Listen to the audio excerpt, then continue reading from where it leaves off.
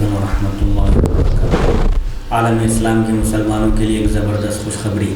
شہر حیدرآباد کی مشہور و معروف دینی اقامتی ہم وقتی درسگاہ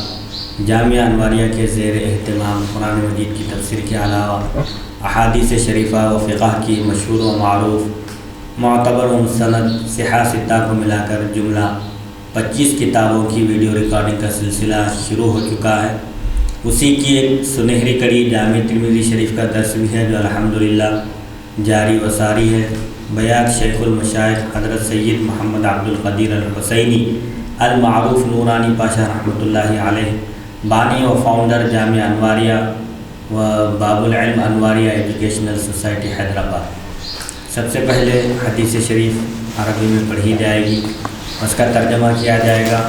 اور محدثین کے اقوال کی روشنی میں تشریح کرتے ہوئے مسائل پر بھی روشنی ڈالی جائے گی تاکہ احادیث شریفہ کا مفہوم، منشا اور مقصد ہمارے سامنے آئے اور ہم شرعی احکام پر عمل کر سکیں۔ اللہ تعالیٰ سے دعا ہے کہ وہ ہم کو سننے اور سنانے سے زیادہ احکام شریعت پر عمل کرنے کی توفیق عطا فرمائے، آمین۔ آج کی یہ چوتھی نشست ہے، ابواب و صفت القیامہ، عنوان ہے بیان چل رہا ہے قیامت کی صفت کے ابواب کا۔ حدیث نمبر 2551 سے چوتھی نشست کا آغاز ہو رہا ہے۔ بسم اللہ الرحمن الرحیم۔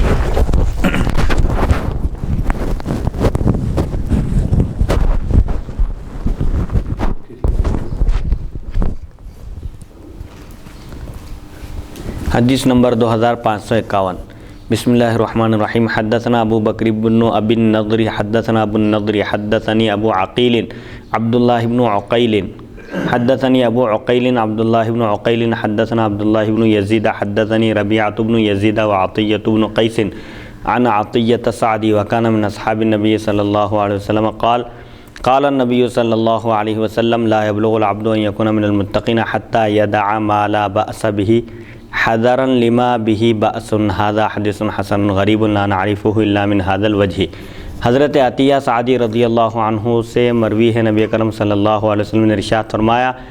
بندہ اس وقت تک متقی اور پرہیزگاروں میں شامل نہیں ہو سکتا جب تک کہ وہ نقصان پہنچانے والی چیزوں سے بچنے کے لیے بے ضرر چیزوں کو نہ چھوڑ دے۔ یہ حدیث حسن غریب اور ہم اسے صرف اسی سند سے پہچانتے ہیں۔ اس حدیث شریف کا مفہوم یہ ہے کہ کوئی بھی بندہ اس وقت تک متقی پرہیزگار شمار نہیں کیا جا سکتا جب تک کہ وہ ان چیزوں سے بھی احتیاط نہ کرے جن چیزوں میں کوئی شک اور شبہ نہیں ہے۔ کیوں؟ اس لیے تاکہ جن چیزوں میں شک اور شبہ ہے، ڈاؤٹ ہے، ان چیزوں سے بچنے کے لیے جن چیزوں کے بارے میں کوئی شک اور شبہ نہیں ہے ان سے بھی احتیاط کرنے کی ضرورت ہے مومن کو۔ جب تک وہ اس طرز عمل کو نہیں اپنائے گا اس وقت تک اس کا شمار متقی اور پرہیزگاروں میں نہیں ہو سکتا۔ بہرحال خلاصہ کلام یہ ہے کہ جو چیزیں حلال ہیں، جائز ہیں، جن کو اختیار کرنا واجب نہیں ہے، بس حلال ہے اور جائز ہے کا مطلب یہ ہے کہ اگر انسان اس کو اختیار کرے، استعمال کرے، اس پر عمل کرے تو اس کی گرفت نہیں ہوگی، لیکن اس کے باوجود وہ اس کو اختیار نہیں کر رہا ہے۔ کیوں؟ تاکہ جن چیزوں میں شک اور شبہ ہے، جن چیزوں کے حلال ہونے میں، حرام ہونے میں ذرا سا بھی ڈاؤٹ ہو، ان چیزوں سے بھی بچنے کے لیے کوئی شخص بے ضرر چیزوں سے بھی اجتناب کر رہا ہے، بچ رہا ہے، تو اس وقت اس کا شمار متقی اور پرہیزگار لوگوں میں ہوگا۔ شک و شبہ والی جیسے کوئی مثال کے طور پر اب جیسے بعض چیزیں امریکہ وغیرہ میں جو بن رہی ہیں، جس کا پروڈکٹ وغیرہ سمجھے وہاں تیار ہو رہا ہے، اس کے بارے میں اگر مختلف اقوال ہیں، کوئی کہتے ہیں کہ اس میں خنزیر کی چربی ملی ہوئی ہے یا ایسا، جس کے بارے میں صرف شک اور شبہ ہو گیا، یقین کے ساتھ معلوم نہیں ہے، کوئی دلیل نہیں ہے، صرف ذرا سا بھی ڈاؤٹ اور شک اور شبہ ہو گیا، کوئی کہتے ہیں کہ اس کا استعمال بہتر نہیں ہے، صرف اس بنیاد پر بھی اس سے احتیاط کرے تو اس وقت اس کا شمار متقی پرہیزگار لوگوں میں ہوگا۔ متقی پرہیزگار آدمی اس وقت شمار کیا جا سکتا ہے، اس کا شمار متقی اور پرہیزگار لوگوں کے زمرے میں اس وقت ہوگا جبکہ وہ جو چیزیں جائز ہیں ان سے بھی اجتناب کرے، ایسی جو صورت چیزیں میں جس میں کہ شک پیدا ہو گیا، ہاں کب بھائی یقین کامل نہیں ہوا لیکن شک ہو گیا، شک بھی ہو گیا تو اس سے احتیاط کرنا چاہیے، کیونکہ جو جیسا کہ ایک حدیث شریف میں ہے کہ حلال بالکل واضح ہے، جو حلال ہے وہ حلال ہے، اور جو حرام ہے وہ حرام ہے، بالکل واضح ہے۔ البتہ حلال اور حرام کے درمیان بعض ایسی چیزیں ہیں جن کا حکم نہیں بیان کیا گیا، مشتبہات ہے کہ وہ حلال ہیں یا حرام ہیں، تو ایسے میں مومن کا کمال یہ ہے کہ وہ اپنے دین کی حفاظت کی خاطر شبہات سے اجتناب کرے، جس چیز کے حلال اور حرام ہونے میں شک واقع ہو، شک پیدا ہو، ان سے بھی بچے۔ یہ مومن کے دین کی حفاظت کی ضمانت ہے۔ شبہ بھی آ جائے تو اسے اجتناب کرنا چاہیے۔ جیسے سیدنا امام اعظم ابو حنیفہ رحمۃ اللہ علیہ کا واقعہ ہے کہ آپ کپڑے کی تجارت کیا کرتے تھے، آپ نے اپنے خادم کو حکم دے دیا تھا کہ فلاں کتان میں، فلاں تھان میں، کپڑے کی فلاں تھان میں عیب ہے، جب بھی اس کپڑے کو بیچو تو عیب بتا کر بیچنا۔ لیکن اتفاق سے وہ دکان میں کام کرنے والے عیب بتانا بھول گئے اور انہوں نے وہ کپڑا فروخت کر دیا، اس کپڑے کے ساتھ اور دیگر کپڑے بھی فروخت کر دیے۔ تو اب امام اعظم ابو حنیفہ رحمۃ اللہ علیہ نے کیا کیا، جب معلوم ہوا آپ کو، واپس آپ دکان میں تشریف لائے، معلوم ہوا تو ساری کی ساری رقم آپ نے اللہ کی راہ میں خیرات کر دی، اس میں سے 1 روپیہ بھی آپ نے استعمال نہیں کیا۔ حالانکہ فتویٰ یہ ہے کہ جس چیز میں شک اور شبہ واقع ہوا تھا، جو چیز حرام ہے، دھوکہ دے کر حاصل کی گئی تھی، صرف اتنی ہی حرام تھی، اتنی ہی رقم کا استعمال درست نہیں تھا، لیکن امام اعظم ابو حنیفہ رحمۃ اللہ علیہ نے تقوی پر عمل کرتے ہیں۔ اعلیٰ درجے کا تقوی یہ ہے کہ جس چیز میں ذرا بھی شک اور شبہ واقع ہو، مثال کے طور پر شادیوں میں کوئی تحفہ دے رہے ہیں اور آپ کو معلوم ہے کہ ان کی آمدنی کا ذریعہ حلال نہیں ہے، حرام طریقے سے وہ کماتے ہیں، اب ان کے پاس سے کوئی تحفہ آیا تو تقوی اور پرہیزگاری کا تقاضا یہ ہے کہ انسان اس سے اجتناب کرے، کسی غریب کو، کسی تنگ دست محتاج کو وہ تحفہ دے دے۔ تو جہاں بھی شک اور شبہ آ جائے اس سے بچنے کی ضرورت ہے۔ مومن کے ایمان کا کمال بھی یہی ہے کہ وہ شک اور شبہ کی چیزوں سے اپنے دین کی حفاظت کرے۔ اور امام اعظم پورے پیسے خرچ کر دیے، پورے پیسے اللہ کی راہ میں خیرات کر دیے۔ اور تقوی کا تقاضا دیکھیے، اعلیٰ درجے کا تقوی۔ امام اعظم ابو حنیفہ رحمۃ اللہ علیہ ایک نماز جنازہ میں شریک ہونے کے لیے تشریف لے گئے، اتفاق سے کچھ تھوڑا سا وقت باقی تھا ابھی جنازے کی نماز کے لیے، اور تھوڑی سی دیر تھی، گرما کا موسم تھا، سخت دھوپ تھی، اور دھوپ کی وجہ سے لوگ پریشان تھے۔ امام اعظم ابو حنیفہ رحمۃ اللہ علیہ بھی دھوپ میں ٹھہرے ہوئے تھے، تو چند لوگوں نے عرض کیا آپ سے کہ آپ اس گھر کی چھاؤں میں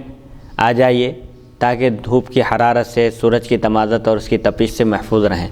تو آپ نے فرمایا کہ یہ جو گھر والا ہے یہ میرا مقروض ہے، قرضہ باقی ہے، اگر میں اس کے گھر کی چھاؤں سے استفادہ کروں گا، فائدہ اٹھاؤں گا، تو یہ اس زمرے میں آئے گا کہ میں نے اس سے قرض دے کر اس سے فائدہ اٹھایا۔ اور حدیث میں آیا ہے کلو قرض جر نفعا فہو حرام، قرض دے کر مقروض سے آپ کھا رہے ہیں، بریانی کھا رہے ہیں، چائے پی رہے ہیں، یا کسی بھی قسم کا فائدہ اٹھا رہے ہیں، اس کی مجبوری کو دیکھ کر پیسے ادا کرنے کے لیے اس کے پاس دیر ہو رہی ہے، تنگ دستی کی وجہ سے یا پیسے نہیں ہونے کی وجہ سے ادا نہیں کر سک رہا، لیکن جب بھی قرضہ وصول کرنے کے لیے جا رہے ہیں، کھا رہے ہیں، پی رہے ہیں اس کے پاس، اور اس کے اوپر پریشر ڈال کر، دباؤ ڈال کر دوسرے طریقے کے فوائد اٹھا رہے ہیں، تو یہ حرام ہے۔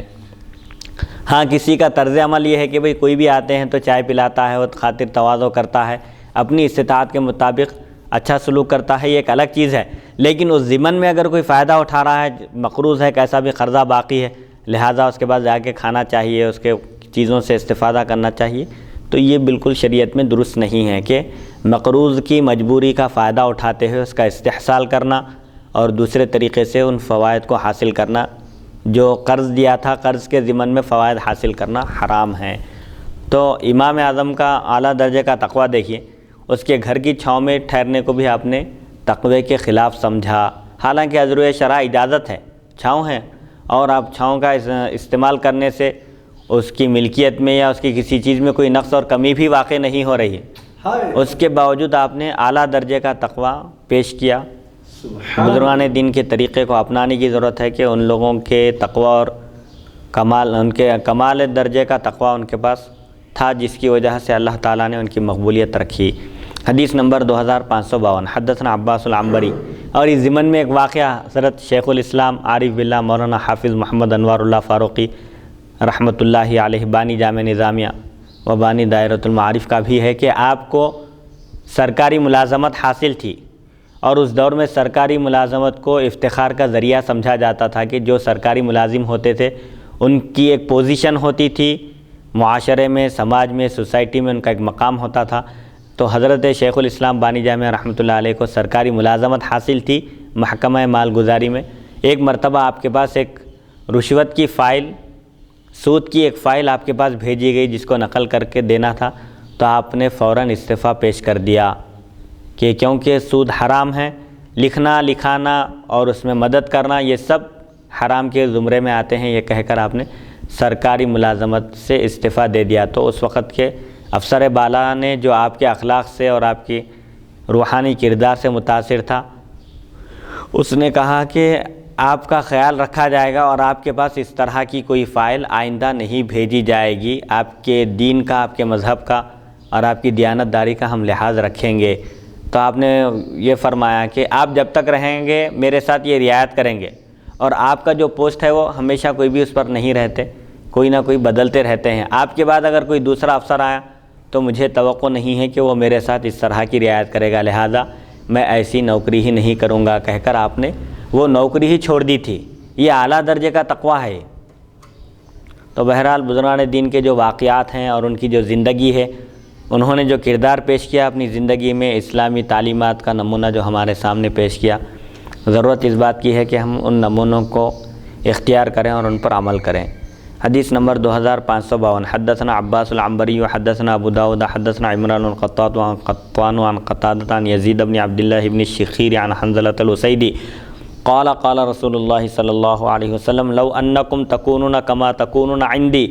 لأضلتکم الملائکۃ بأجنحتها هذا حدیث حسن غریب من هذا الوجه وقد روی هذا الحدیث من غیر هذا الوجه ايضا عن حنظلة الاسیدی وفي الباب عن ابی ہریرہ۔ حضرت حنظلہ اسیدی رضی اللہ عنہ سے روایت رسول اکرم صلی اللہ علیہ وسلم نے ارشاد فرمایا، اگر تم اسی کیفیت پر رہو جس طرح میرے پاس رہتے ہو تو فرشتے تم پر اپنے پروں سے سایہ فگن ہوتے۔ یہ حدیث اس سند سے حسن غریب ہے اور حضرت حنظلہ اسیدی رضی اللہ تعالیٰ عنہ سے دوسری سندوں سے بھی مروی ہے۔ اس باب میں حضرت سیدنا ابو ہریرہ رضی اللہ عنہ سے بھی روایت ہے۔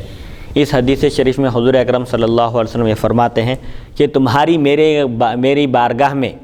میرے پاس جو کیفیت ہوتی ہے، روحانی کیفیت اور جو طریقے پر ہوتے ہو میرے پاس، اگر اس کیفیت پر ہمیشہ رہو تو تمہاری یہ حالت ہوگی کہ تم پر فرشتے اپنے پروں سے سایہ کریں گے، کیونکہ حضور اکرم صلی اللہ علیہ وسلم کی بارگاہ میں جب تک ہوتے تھے صحابہ کرام، ایک فطری بات ہے کہ انسان ایک روحانی ماحول میں ہوتا ہے، خانقاہ میں ہوتا ہے، مدرسے میں ہوتا ہے، تربیت گاہ میں ہوتا ہے، مسجد میں ہوتا ہے، تو اس کی ایک کیفیت ہوتی ہے، اس کی کیفیت جدا ہوتی ہے، الگ ہوتی ہے، اور جب مسجد سے باہر نکلتا ہے تو اس کی کیفیت الگ ہوتی ہے۔ تو یہ ماحول کا بھی اثر ہوتا ہے۔ اس سے یہ معلوم ہوتا ہے کہ صحبت کی تاثیر اپنا اثر رکھتی ہے برابر، کیونکہ انسان جب تک ذکر کی محفل میں رہتا ہے اس پر ایک کیفیت طاری رہتی ہے، وجد کی کیفیت بھی طاری ہوتی ہے اور اس کے دل کی دنیا بدل جاتی ہے۔ لیکن جب روحانی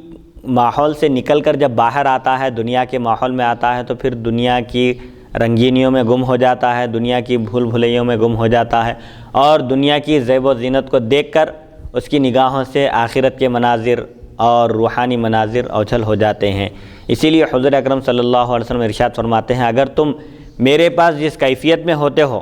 جو روحانی کیفیت ہوتی ہے اور جو آخرت کے احوال یاد دلائے جاتے ہیں، جنت اور دوزخ کا تذکرہ کیا جاتا ہے، تو ایسے محسوس ہوتا ہے تم لوگوں کو جیسے وہ تمہاری نگاہوں کے سامنے ہیں، جیسا کہ آگے حدیث میں آئے گا۔ اگر ایسا منظر ہمیشہ تمہاری نگاہوں کے سامنے رہے اور یہی کیفیت باقی رہے تو فرشتے تم پر سایہ کریں گے اپنے پروں سے، لیکن ایسی کیفیت ہمیشہ باقی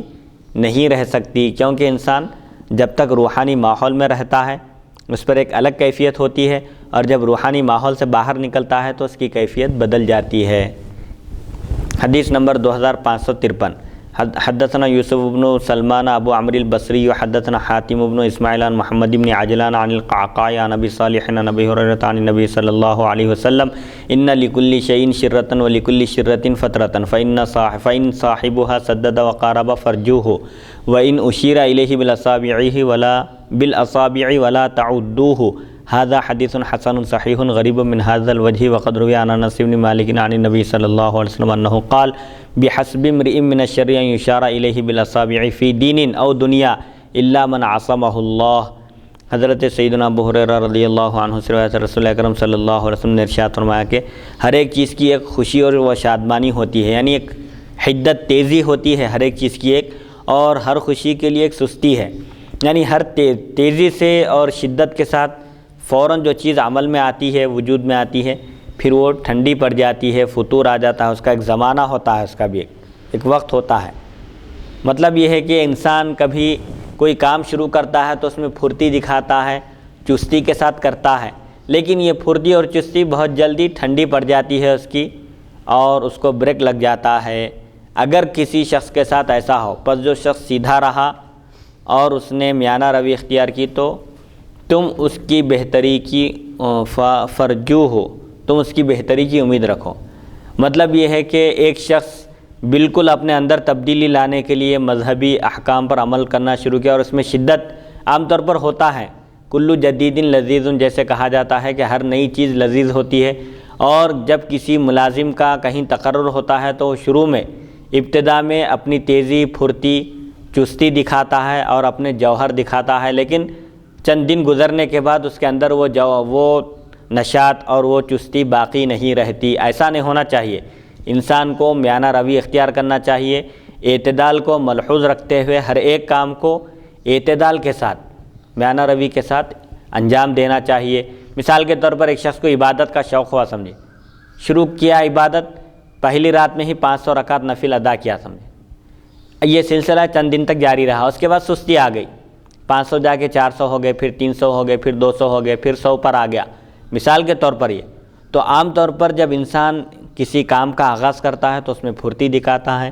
چستی کا مظاہرہ کرتا ہے اور اپنی صلاحیتوں کے جوہر دکھاتا ہے، تو کسی بھی قسم کے انسان کے لیے ہمیشہ میانہ روی اختیار کرنا چاہیے، درمیانی چال چلتے ہوئے اپنے عمل کو جاری رکھنا چاہیے۔ ایسا نہیں ہونا چاہیے کہ لوگ اس کی طرف انگلی اٹھا کر اشارہ کریں۔ تو حضور اکرم صلی اللہ علیہ وسلم فرماتے ہیں کہ ہر ایک چیز کی ایک چنگاری ہوتی ہے، ہر ایک چیز کی ایک حدت تیزی ہوتی ہے، اور ہر تیزی کے لیے ایک فطرت ہے، یعنی اس کے اندر پھر نقص آ جاتا ہے، وہ تیزی باقی نہیں رہتی۔ اب اگر وہ تیزی دکھانے والا میانہ روی اختیار کرے اور درست راستے پر چلے تو تم اس سے امید رکھو کہ یہ کامیاب ہوگا، نجات پائے گا اور کامیابی سے ہمکنار ہوگا، اپنی منزل مقصود کو پہنچ جائے گا۔ اور اگر اس کی طرف انگلیوں سے اشارہ کیا جائے تو پھر تم اس کو کوئی حیثیت مت دو، اس کو شمار مت کرو۔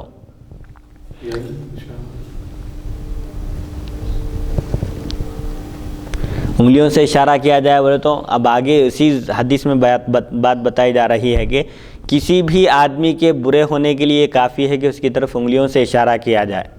چاہے دین کے معاملے میں ہو یا دنیا کے معاملے، ارے فلاں آدمی فلاں ایسا ہے، جا رہا تو اس کی طرف انگلی سے اشارہ کر کے بتا رہے ہیں بہت بدمعاش آدمی ہے، ہمیشہ لوگوں کو نقصان پہنچاتا، غنڈا ہے، پہلوان ہے، لوگوں کی زمینوں پر قبضہ کر کے لوگوں کو ڈراتا ہے، ایسا۔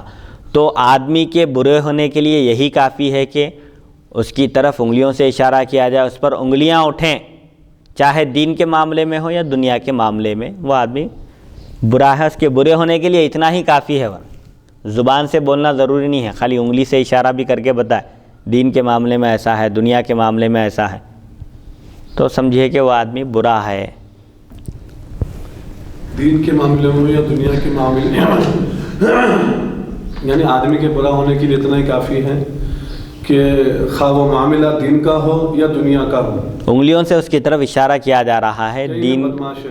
بدمعاش ہے، یا دین کے معاملے میں سمجھے دین کا لبادہ اوڑھ کے دھوکہ دے رہا ہے لوگوں کو، یہ بھی ہو سکتا، یعنی برائی کی طرف نسبت دے کر اشارہ کیا جا رہا ہے۔ ہاں، دین میں برائی بیان کی جا رہی ہو یا دنیا کے معاملے میں، معاملہ داری کے لحاظ سے اچھا آدمی نہیں ہے، ہمدرد نہیں ہے، ایسے جیسے کہا جاتا ہے، تو بہرحال آدمی کے برا ہونے کے لیے یہی کافی ہے کہ اس کی طرف انگلیوں سے اشارہ کیا جائے، چاہے وہ اشارہ دین کے معاملے میں ہو یا دنیا کے معاملے میں۔ البتہ اللہ جس کی حفاظت کرے، اللہ جس کو محفوظ رکھے، وہی محفوظ رہ سکتا ہے۔ حضرت انس بن مالک کے واسطے سے حضور اکرم صلی اللہ علیہ وسلم سے مروی ہے کہ انسان کی برائی کے لیے، انسان کے برے ہونے کے لیے اتنا ہی کافی ہے کہ اس کے دین یا دنیا کے بارے میں انگلیاں اٹھیں، مگر جس کو اللہ تعالیٰ بچا لے،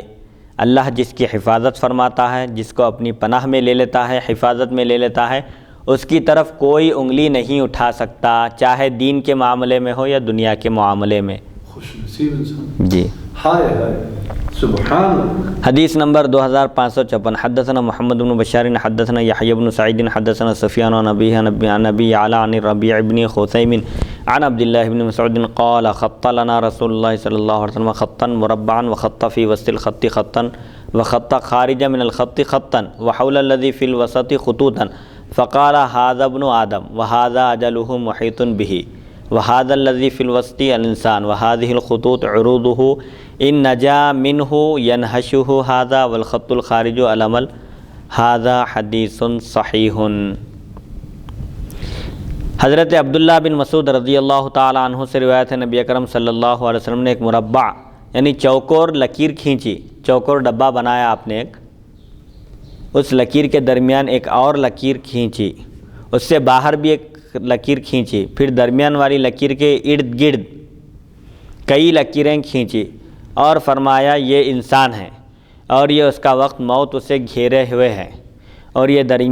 درمیان میں انسان ہے. یہ ارد گرد کی لکیریں انسانی حوادث ہیں, واقعات ہیں, اگر ان سے بچ نکلا تو یہ اسے ڈسے گا. اور فرمایا باہر والا خط انسان کی امید ہے. یہ حدیث صحیح ہے. مطلب یہ ہے کہ انسان کی خواہشات اور اس کی آرزوئیں, تمنائیں, ارمان بہت ہوتے ہیں.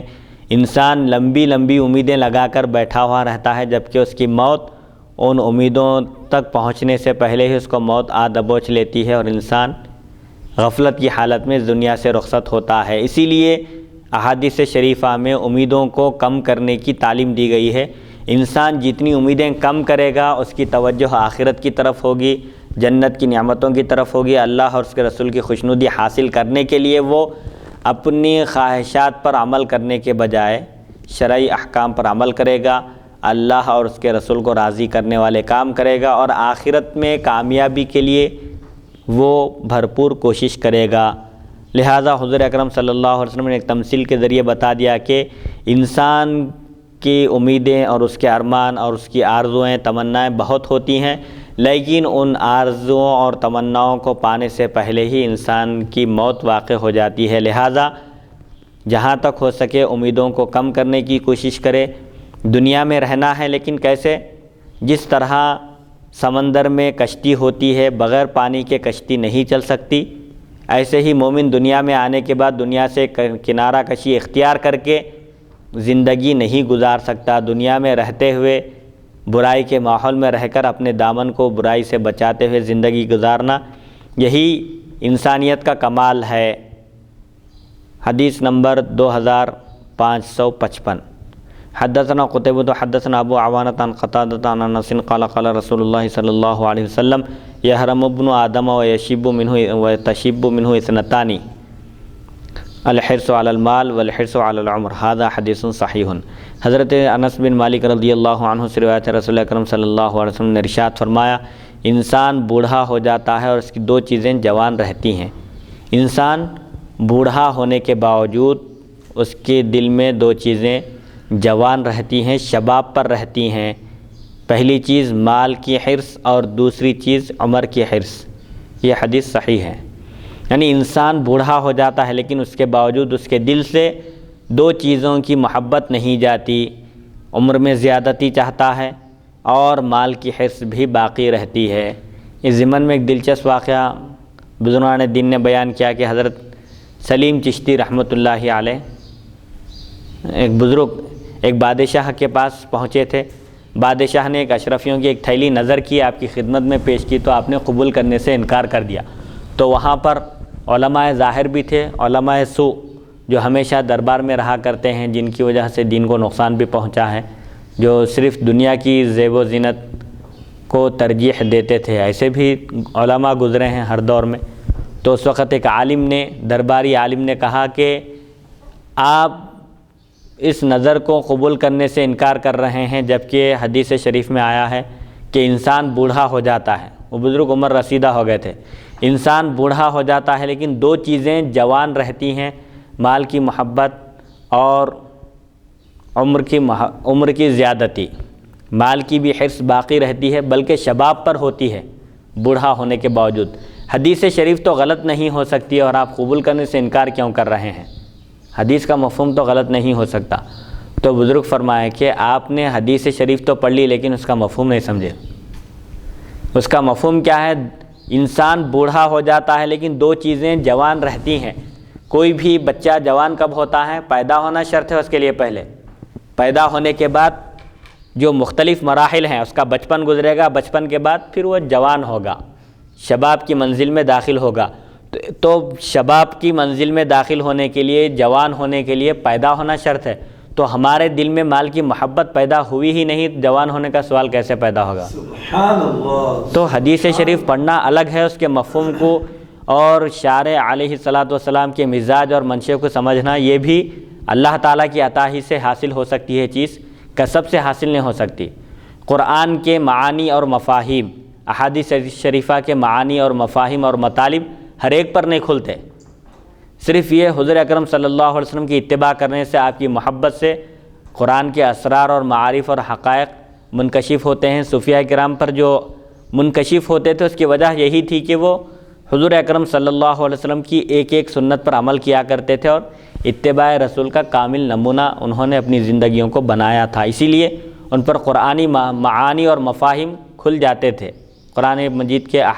معانی اور مفاہیم کو وہ لوگ بیان کیا کرتے تھے۔ تو بہرحال اس حدیث شریف میں بات بتائی جا رہی ہے کہ انسان سے حرص اور عمر کی زیادتی کی حرص ختم نہیں ہو سکتی، بوڑھا ہونے کے باوجود یہ چیزیں جوان رہتی ہیں۔ تو بزرگان دین ان چیزوں کو پیدا ہی ہونے نہیں دیتے تھے۔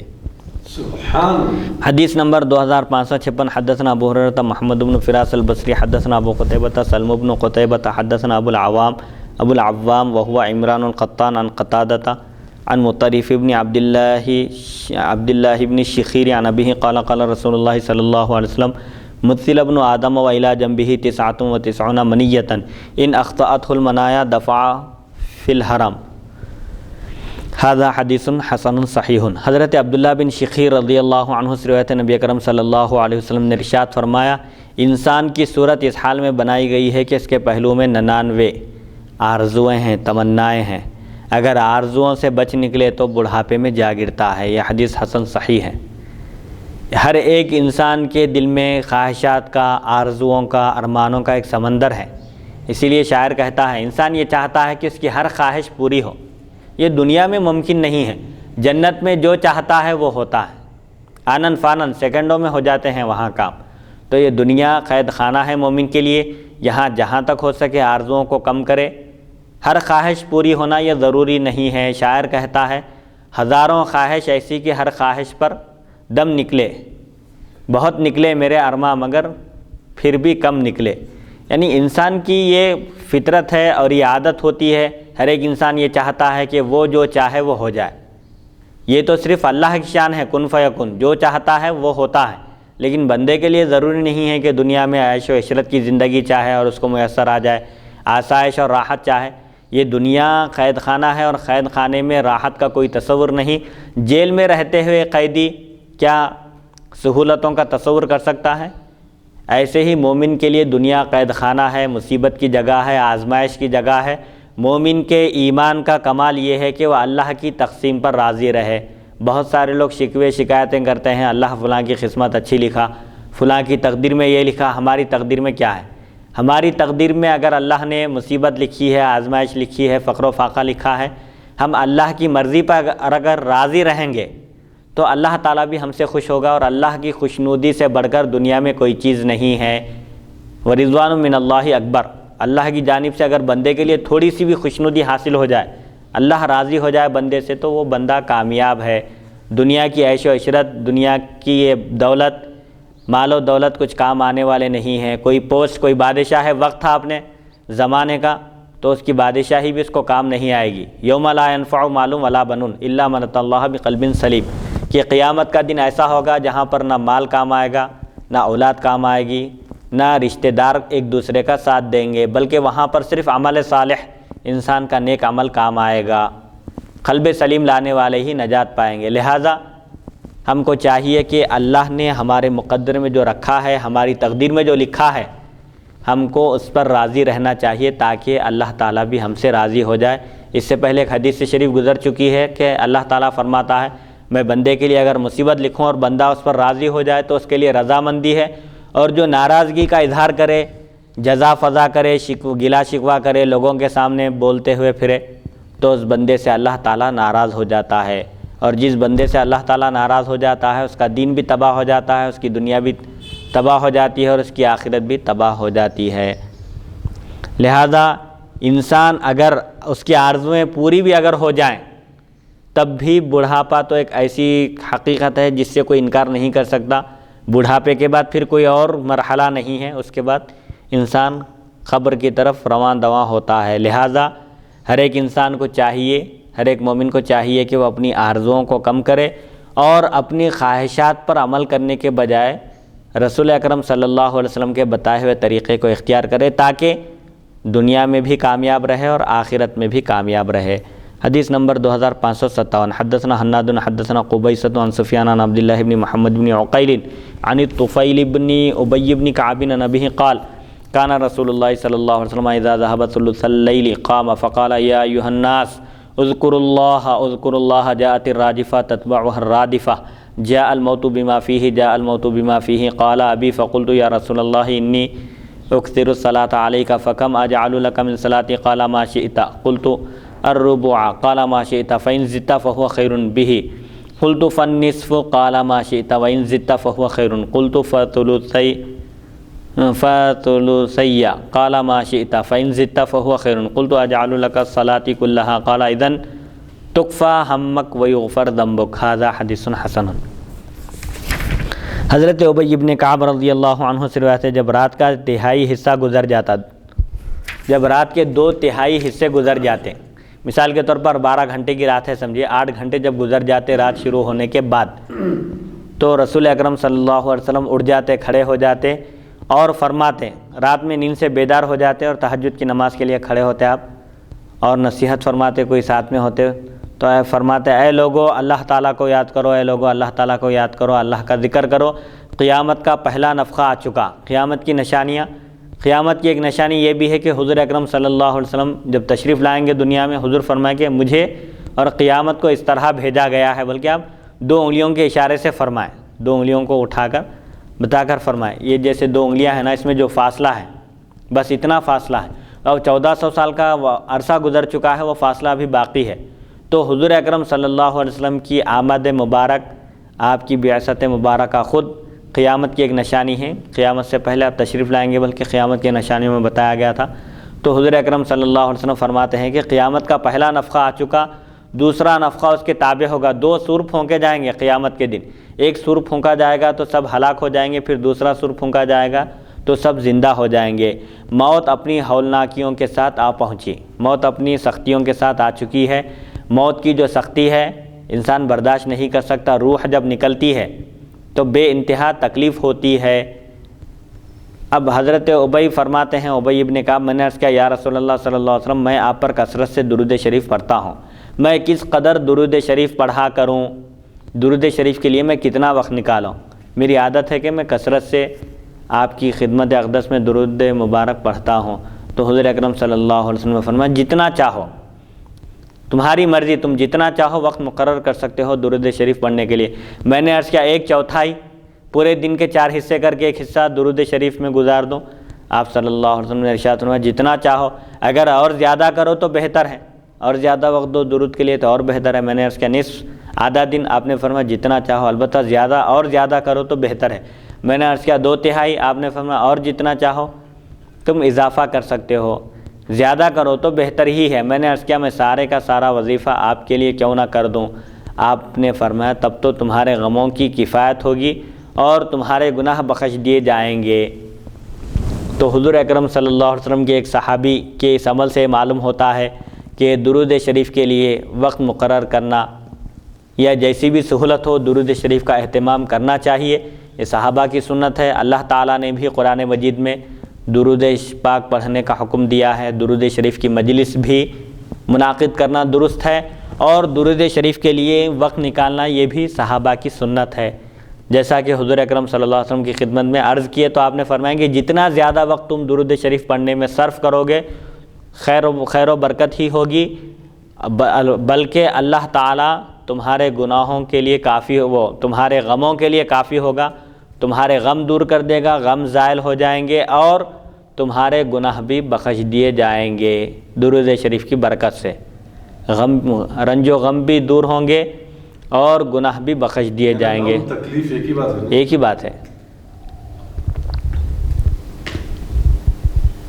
یعنی انسان کو جو فکر ہوتی ہے اللہ تعالیٰ اس کو اس فکر سے نجات دیتا ہے۔ کسی پریشانی میں مبتلا ہے، بیماری میں مبتلا ہے، پریشان ہے، مقروض ہے، قرض کی زد میں ہے، آزمائش میں ہے، تو اللہ تعالیٰ اس کو ان آزمائشوں سے راحت عطا فرماتا ہے درود شریف کی برکت سے۔ اس کی پریشانی، اس کی فکر کو دور کر دیتا ہے اور اس کے گناہ بخش دیتا ہے۔ حضور اکرم صلی اللہ علیہ وسلم سید الانبیاء ہیں، خاتم الانبیاء ہیں اور تمام متقی پرہیزگار زاہدوں کے آپ سردار ہیں۔ اس کے باوجود آپ نماز کا اہتمام کرتے تھے، روزانہ شب بیداری کا آپ کے پاس اہتمام تھا، رات میں اٹھ کر رو رو کر آپ عبادت کیا کرتے تھے۔ تو امتیوں کو بھی چاہیے کہ وہ محبت کا دعویٰ کرنے کے ساتھ آپ کے ہر ایک عمل پر عمل کرنے کی کوشش کریں، آپ کی ایک ایک سنت پر۔ حدیث نمبر 2558 حدثنا یحییٰ بن موسیٰ حدثنا محمد بن عبید عن ابان بن اسحاق عن الصباح بن محمد عن مرۃ الحمدانی عن عبداللہ بن مسعود قال قال رسول اللہ صلی اللہ علیہ وسلم استحیوا من اللہ حق الحیاء قلنا یا نبی اللہ انا لنستحیی والحمد للہ قال لیس ذلك ولكن الاستحیاء من اللہ حق الحیاء ان تحفظ الرأس وما وعى وتحفظ البطن وما حوى وما تتذکر الموت والبلا ومن اراد الآخرة ترک زینۃ الدنیا فمن فعل ذلك فقد استحیا یعنی من اللہ حق الحیاء۔ هذا حدیث غریب انما نعرفه من هذا الوجه من حدیث ابان بن اسحاق عن الصباح بن محمد۔ حضرت عبداللہ بن مسعود رضی اللہ عنہ سے مروی ہے، نبی اکرم صلی اللہ علیہ وسلم نے ارشاد فرمایا اللہ تعالیٰ سے حیا کرو جیسا کہ حیا کرنے کا حق ہے، کما حقہ اللہ سے جیسے شرم کرنا چاہیے، حیا کرنا چاہیے ویسے حیا کرو۔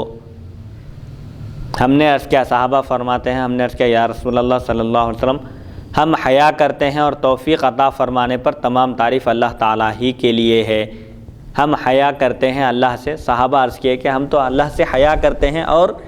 یہ کوئی تکبر کے طور پر ہم نہیں کہہ رہے ہیں، اللہ کی توفیق سے، اس کی مدد سے الحمدللہ ہم اللہ سے حیا کرتے ہیں۔ یہ بھی الفاظ ہے کہ ہم تکبر سے نہیں کہہ رہے ہیں، نہیں الفاظ نہیں ہیں اس میں، بلکہ والحمدللہ جو کہے کہ اور تمام تعریف اللہ کے لیے ہے۔ یقیناً ہم اللہ سے حیا کرتے ہیں اور تمام تعریف اللہ کے لیے ہے۔ ہم اپنی تعریف نہیں کر رہے ہیں، ہم اللہ سے حیا کرتے ہیں، ہم اللہ کی عبادت کرتے ہیں، اس کی خوشنودی چاہتے ہیں اور اس کی ناراضگی نہیں مول لیتے۔ یہ جو بول رہے ہیں یہ تکبر نہیں ہے، بلکہ حیا کی توفیق بھی اللہ کی طرف سے عطا ہوئی ہے، اس پر اللہ کا شکر ہے۔ یعنی شکر کرنے کے لیے کہنے کی اجازت ہے، تکبر کی نیت سے اگر یہ الفاظ کہنا چاہ رہے ہیں تو پھر اس کی اجازت نہیں ہے، بلکہ ایسا کہنا ریاکاری ہے اور گناہ ہے۔ جی ہاں، دل میں تکبر نہیں ہے، اللہ کو راضی کرنے کے لیے، اللہ کو خوش کرنے کے لیے، اللہ کا شکر ادا کرنے کے لیے آپ زبان سے کہہ رہے ہیں، اظہار کر رہے ہیں تو شریعت میں اس کی اجازت ہے اور ایسا کرنے کو پسند بھی کیا گیا جی، لیکن شرط یہ ہے کہ تکبر اور غرور نہ ہو، اس میں کسی اور کو نیچا دکھانے کے لیے یا کسی اور کو اپنے سے کم جاننے کے لیے جی اگر کہہ رہے ہیں تو پھر ایسا کہنا جائز نہیں ہے۔ جی کیا یہ صحیح ہے مفتی صاحب؟ جی صحیح ہے کہ اللہ کی توفیق پر اس کا شکر بجا لانا چاہیے کہ اللہ نے ہم کو دین کی توفیق عطا فرمائی، دینی کاموں کی، علم دین سے بھی آراستہ فرمایا۔ تمام تعریف اللہ کے لیے ہے، ہمارے اندر کوئی خوبی اور کمال نہیں ہے، سب کچھ اسی کا عطا کیا ہوا ہے۔ آپ صلی اللہ علیہ وسلم نے فرمایا یہ حیا نہیں ہے، تم جو سمجھ رہے ہو ہم حیا کر رہے ہیں یہ حیا نہیں ہے، بلکہ حیا کا مفہوم کیا ہے، اس کا معنی، بلکہ حیا یہ ہے کہ تم اپنے سر اور جن پر وہ مشتمل ہے، یعنی سر کے اندر جو اعضاء ہیں، آنکھ ہے، کان ہے، ناک ہے، منہ ہے، ان تمام چیزوں کی حفاظت کرو۔ سر جن چیزوں پر مشتمل ہے ان کی حفاظت کرنا یہ اللہ سے حیا کرنا ہے۔ آنکھ ہے، آنکھ سے جن چیزوں کو دیکھنے کی اجازت ہے انہی چیزوں کو دیکھنا چاہیے، حرام کی طرف آنکھ اٹھنے نہ پائے۔ ایسے ہی کان ہے، کانوں سے قرآن کی تلاوت سننی چاہیے، قرآنی آیات، احادیث مبارکہ، علم دین اور نیکی کی، بھلائی کی، خیر کی بات کانوں میں داخل ہونا چاہیے۔ حرام چیزیں، حرام باتیں کانوں میں داخل نہیں ہونا چاہیے۔ ایسے ہی ہر ایک کا ایک حق ہے، سوچ ہے انسان کی تو اخروی سوچ، آخرت کی فکر اور علم دین میں اضافے کی فکر یہ ہونا چاہیے. سوچ میں مال کی زیادتی، دنیا کی طرف رغبت یہ نہیں ہونا چاہیے. انسان کی فکر اور اس کی سوچ بھی دینی امور میں ہونا چاہیے. تو بہرحال سر کی حفاظت کرے، اور سر جن چیزوں پر مشتمل ہے ان اعضاء کی حفاظت کرنا گویا کہ اللہ سے کما حقہ حیا کرنا ہے. ایسے ہی تم پیٹ کی حفاظت کرو اور ان چیزوں کی جو پیٹ میں شامل ہیں، جو پیٹ جن پر مشتمل ہے. مطلب یہ ہے کہ پیٹ کے اندر جو اعضاء ہیں، پیٹ سے متعلق یا پیٹ کے آس پاس میں جو اعضاء ہیں ان کی حفاظت کرنا گویا اللہ سے کما حقہ حیا کرنا ہے. پیٹ کی حفاظت سے مراد یہ ہے کہ اتنا کھانا انسان کے لیے بنیادی ضرورت ہے جس سے وہ عبادت میں اس کو سستی پیدا نہ ہو، بلکہ عبادت میں تقویت ملے، طاقت ملے. بالکل ایسا نہیں کہ لاغر اور کمزور ہو گیا، کھڑے ہونے کے قابل ہی نہیں رہا، قیام پر قدرت ہی حاصل نہیں ہوئی، ایسا نہیں ہونا چاہیے. بلکہ اتنا کھانا کھانا چاہیے جس سے انسان زندہ رہ سکے. ایسا نہیں کہ بس پیٹ بھر کر کھا لے اور سست ہو کر عبادت سے غافل ہو جائے. تو پیٹ اور پیٹ جن چیزوں کو گھیرا ہوا ہے ان چیزوں کی حفاظت، اس سے مراد سمجھے شرمگاہ کی حفاظت ہے، اور جو دوسرے اعضاء ہے، پیر وغیرہ ہے جو اس سے متصل ہیں، گناہ کی طرف بڑھنے نہ پائیں، اور حرام غذا بھی پیٹ میں نہ جائے. یہ مراد ہے اس سے. حدیث نمبر پوچھیے. حدیث نمبر 2558. اور اس کے بعد پرانا ہونے کو یاد رکھے. اچھا، اور موت اور اس کے بعد بوسیدہ ہونے کو یاد رکھے. جو شخص موت کو پیش نظر رکھتا ہے اور موت کے بعد انسان قبر میں اس کی ہڈیاں بوسیدہ ہو جائیں گی، ان چیزوں کو جو پیش نظر رکھتا ہے گویا وہ اللہ سے کما حقہ حیا کرتا ہے. موت کو یاد کرنے کا مطلب یہ نہیں ہے کہ صرف موت کا ذکر کرتے رہے انسان، بلکہ موت کے بعد جن سختیوں کا اس کو سامنا کرنا ہوتا ہے ان چیزوں کی تیاری اس کو کرنی چاہیے. اعمال صالحہ کے ذریعے موت کے بعد کی سختیوں کا مقابلہ کرنے کے لیے مومن کو تیار رہنا چاہیے. تو موت اور موت کے بعد جو ہڈیاں بوسیدہ ہو جاتی ہیں قبر میں دفن کرنے کے بعد، ان چیزوں کو بھی پیش نظر جو رکھتا ہے وہی گویا کہ اللہ سے کما حقہ حیا کرتا ہے. اور جو کوئی آخرت کا ارادہ کرے وہ دنیا کی زینت کو چھوڑتا ہے، اور جس نے ایسا کیا اس نے اللہ تعالیٰ سے کما حقہ حیا کیا. آخرت کی خاطر دنیا سے روگردانی اختیار کرنا، کنارہ کشی اختیار کرنا، دنیا سے محبت نہیں کرنا. اس کا مطلب یہ نہیں ہے کہ انسان دنیا میں آنے کے بعد دنیا سے ہٹ کر زندگی نہیں گزار سکتا. انسان کو اللہ تعالیٰ نے مدنی الطبع بنایا ہے. مدنی الطبع کا مطلب یہ ہے کہ انسان جانوروں کی طرح تنہا زندگی نہیں گزار سکتا. اس کو اپنی زندگی گزارنے کے لیے مجمع میں، عوام الناس کے درمیان، لوگوں کے درمیان، سوسائٹی میں، معاشرے میں رہنا ضروری ہے. معاشرے میں رہتے ہوئے معاشرے میں پھیلی ہوئی برائیوں سے اپنے دامن کو بچانا، یہی مومن کے ایمان کا کمال ہے. اپنے آپ کو بھی بچائے اور دوسروں کو بھی بچانے کی فکر کرے، جیسا کہ اللہ تعالیٰ قرآن پاک میں ارشاد فرماتا ہے سب سے پہلے اپنے اہل و عیال اور بال بچوں کو، اپنے خاندان والوں کی انسان کو فکر کرنی چاہیے. قوا انفسکم واہلیکم نارا، تم اپنے آپ کو بھی دوزخ کی آگ سے بچاؤ اور اپنے اہل و عیال کو بھی، یعنی ان کی دینی تربیت کرو اور ان پر نظر رکھو، ان پر کنٹرول رکھو کہ ان سے کوئی غلط حرکت سرزد نہ ہو. یہ تعلیم دی گئی ہے. اللہ سے کما حقہ حیا کرنے کا مطلب یہی ہے کہ انسان اپنے جسمانی اعضاء کی حفاظت کرے جو اللہ تعالیٰ کی طرف سے اس کے پاس امانت ہیں، اس میں خیانت نہ کرے. موت کا تصور ہمیشہ اپنی آنکھوں کے سامنے رکھے اور موت کے بعد کی زندگی کے لیے اچھی تیاری کرے. اور آخرت کا اگر طالب ہو تو اس کو دنیا کی زیب و زینت تو چھوڑنا چاہیے. آخرت چاہتا ہے بیک وقت دونوں چیزیں انسان کو ملیں، ایسا نہیں ہو سکتا. اسی لیے آخرت کا جو طالب ہوتا ہے وہ دنیا کی بھول بھلائیوں سے اور اس کی زیب و زینت سے اور اس کی خوبصورتی سے، رنگینیوں سے اپنا دامن بچائے رکھتا ہے. جو آخرت کا چاہنے والا ہو، جو آخرت کا طالب ہو، چاہنے والا ہو، جو جنت کی نعمتوں کو چاہتا ہے. اسی لیے بزرگان دین فرماتے ہیں صوفیاء کرام کے دنیا اور آخرت کی مثال ایسے ہے جیسے پرندہ اور اس کا سایہ ہے. اگر آپ پرندے پر قبضہ کرنا چاہتے ہیں، پرندے کو اپنے کنٹرول میں کرنا چاہتے ہیں، پکڑنا چاہتے ہیں، تو اگر آپ سائے کو پکڑیں گے تو پرندہ آپ کے ہاتھ نہیں آئے گا. آپ پرندے کو پکڑ لیجئے، خود بخود اس کا سایہ بھی آپ کے قبضے میں ہوگا. تو ایسے ہی جو شخص دنیا کا طالب ہوتا ہے وہ گویا پرندے کو پکڑنے کے بجائے اس کے سائے کو پکڑنے کی کوشش کر رہا ہے۔ تو جو دنیا چاہتا ہے، دنیا تو چلے جاتی ہے اس کے ہاتھوں سے اور آخرت بھی نکل جاتی ہے۔ جیسے پرندے کو جو پکڑنا چاہتا ہے، اگر پرندے کو پکڑنے کے بجائے سائے کا پیچھا کرتا ہے، تعاقب کرتا ہے اور سائے کو پکڑنے کی بیکار کوشش کرتا ہے تو سایہ بھی ہاتھ سے نکل جاتا ہے اور پرندہ بھی۔ تو ایسے ہی جو صرف اپنی دنیا بنانا چاہتا ہے، اپنی دنیا سنوارنا چاہتا ہے اور دنیا ہی سب کچھ ہے سمجھ کر اپنی دنیا کو اچھی سے اچھی بنانے کی کوشش کرتا ہے، گویا وہ ایسے ہی ہے جیسے پرندے کا سایہ پکڑنے کی کوشش کر رہا ہے۔ اسی لیے صوفیاء کرام، اولیاء کرام فرماتے ہیں کہ تم پرندے کو پکڑنے کی کوشش کرو تاکہ پرندہ جب تمہارے قبضے میں آ جائے گا تو خود بخود اس کا سایہ بھی تمہارے قبضے میں رہے گا، تمہارا دین اچھا ہو جائے گا، آخرت اچھی ہو جائے گی، سنور جائے گی، تو اللہ تعالیٰ اس کے صدقے میں تمہاری دنیا بھی اچھی کر دے گا۔ لیکن دنیا کو ہی اگر اپنی زندگی کا مقصد سمجھو گے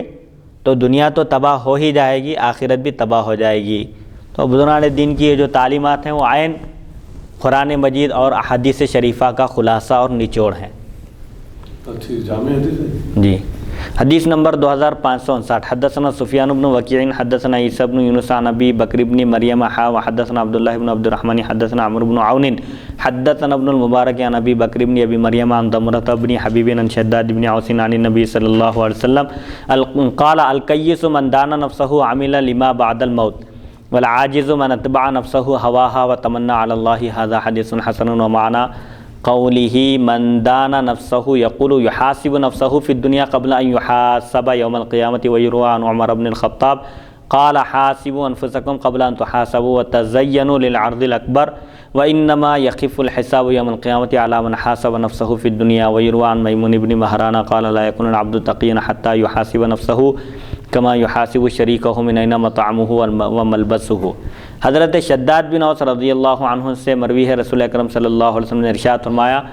عقل مند سمجھدار وہ ہے جو اپنے نفس کا محاسبہ کرے، جو اپنے نفس کا حساب کتاب کرے اور موت کے بعد کی زندگی کے لیے عمل کرے۔ وہ شخص دانش مند ہے، عقل مند ہے، سمجھدار ہے، اور عاجز ہے وہ شخص جو اپنے آپ کو خواہشات کے پیچھے لگا دے اور اللہ تعالیٰ سے امید رکھے۔ عاجز، بے بس، مجبور، کمزور وہ شخص ہے جو خواہشات نفس کی پیروی کرے اور بس امیدیں لگا کر بیٹھے کہ اللہ تعالیٰ مجھے یوں ہی جنت میں داخل کر دے گا، یہ عاجز ہے شخص۔ عقل مندی کا تقاضا یہ ہے، دانش مندی کا تقاضا یہ ہے کہ انسان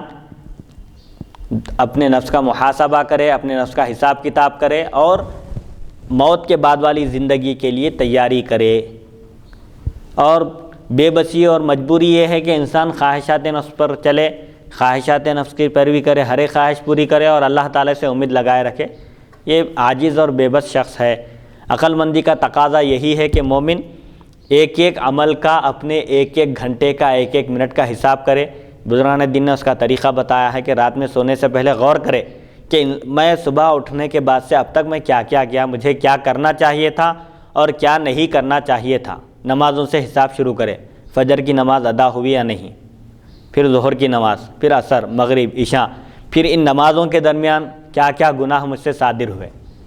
تو بہرحال یہ محاسبہ ہے۔ قیامت کے دن حساب کتاب کیے جانے سے پہلے انسان کو دنیا ہی میں حساب کتاب کر کے، توبہ کر کے بالکل آخرت کے لیے ریڈی اور تیار رہنا چاہیے۔ یہ حدیث حسن ہے۔ اور من دانا نفسہ کا مطلب یہ ہے کہ قیامت کے حساب سے پہلے دنیا ہی میں نفس کا محاسبہ کرے، اس کا حساب کتاب کرے۔ حضرت عمر بن خطاب رضی اللہ عنہ سے منقول ہے، آپ نے فرمایا اپنے نفسوں کا محاسبہ کرو، حاسبوا قبل ان تحاسبوا کہا جاتا ہے، اپنے نفسوں کا محاسبہ کرو اس سے پہلے کہ تمہارا محاسبہ کیا جائے، اور بڑی پیشی کے لیے تیار ہو جاؤ۔ کہیں انٹرویو ہے، کہیں نوکری ملنے والی ہے تو انسان تیاری کرتا ہے، ٹیسٹ ہوتا ہے، امتحان ہوتا ہے تو تیاری میں لگ جاتے ہیں۔ تو آخرت کا امتحان تو بڑا کٹھن ہے، وہاں جو کامیاب ہوا اصل میں وہی کامیاب ہے، دنیا کی کامیابی کوئی کامیابی نہیں ہے، آخرت کی کامیابی اصل کامیابی ہے۔ اللہ تعالیٰ قرآن میں فرماتا ہے فَمَنْ زُحْزِحَ عَنِ النَّارِ وَأُدْخِلَ الْجَنَّةَ فَقَدْ فَازَ، دوزخ سے دور کیا جانا اور جنت میں داخل کیا جانا یہی کامیابی ہے اصل میں۔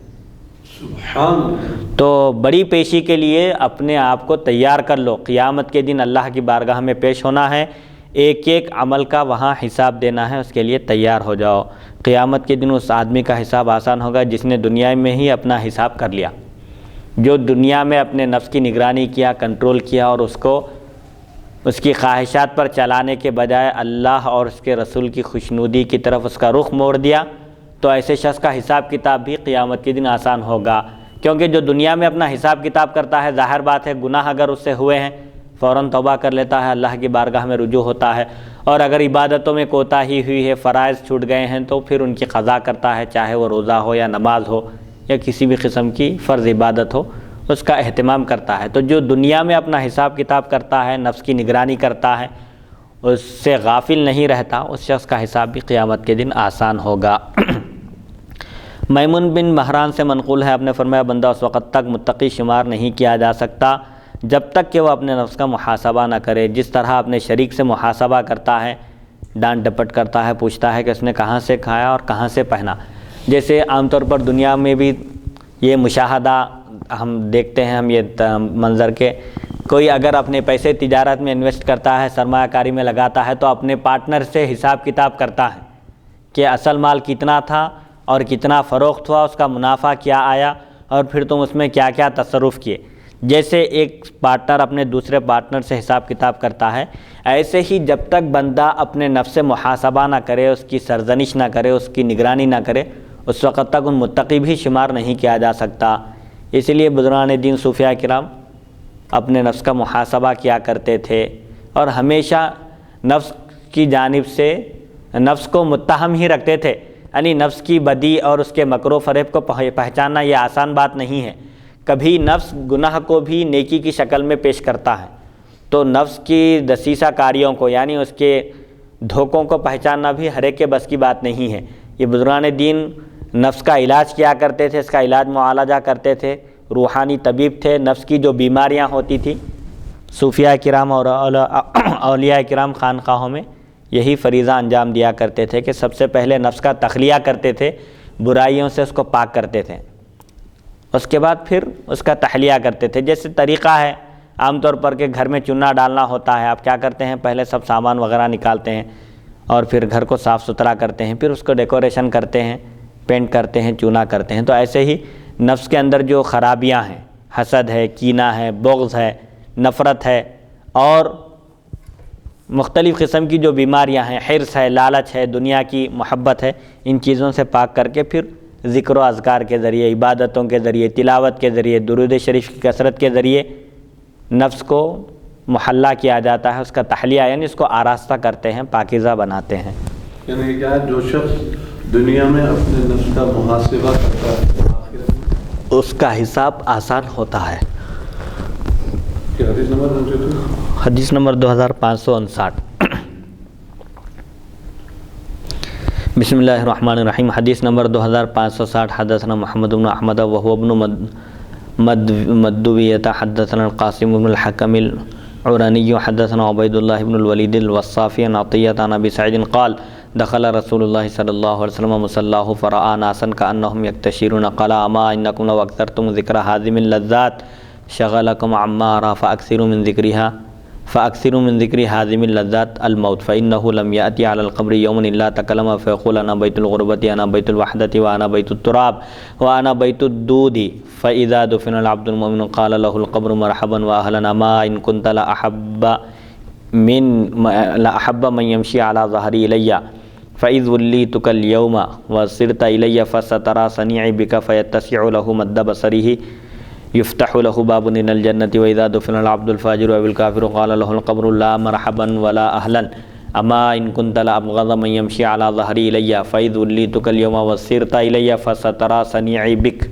قال فيلتئم عليه حتى يلتقي عليه وتختلف أضلاعه قال رسول الله صلى الله عليه وسلم بأصابعه فأدخل بعضها في جوف بعض قال ويقبض له ويقيض له 70 تنينا لو أن واحدا منها نفخ في الأرض ما أنبتت شيئا ما بقيت الدنيا فينهشنه ويخدشنه حتى يفضى به إلى الحساب قال رسول الله صلى الله عليه وسلم إنما القبر روضة من رياض الجنة أو حفرة من حفر النار هذا حديث غريب لا نعرفه إلا من هذا الوجه۔ حضرت سیدنا ابو سعید خدری رضی اللہ عنہ سے روایت ہے، نبی اکرم صلی اللہ علیہ وسلم اپنے مصلی پر تشریف لائے نماز پڑھانے کے لیے، تو آپ نے دیکھا کہ گویا کہ لوگ ہنس رہے ہیں، صحابہ کرام آپس میں گفتگو کر رہے ہیں اور کسی بات پر ہنس رہے تھے، تو حضور اکرم صلی اللہ علیہ وسلم نے ارشاد فرمایا اگر تم لذتوں کو ختم کرنے والی چیز کو یاد کرتے تو تمہیں اس بات کی فرصت نہ ملتی،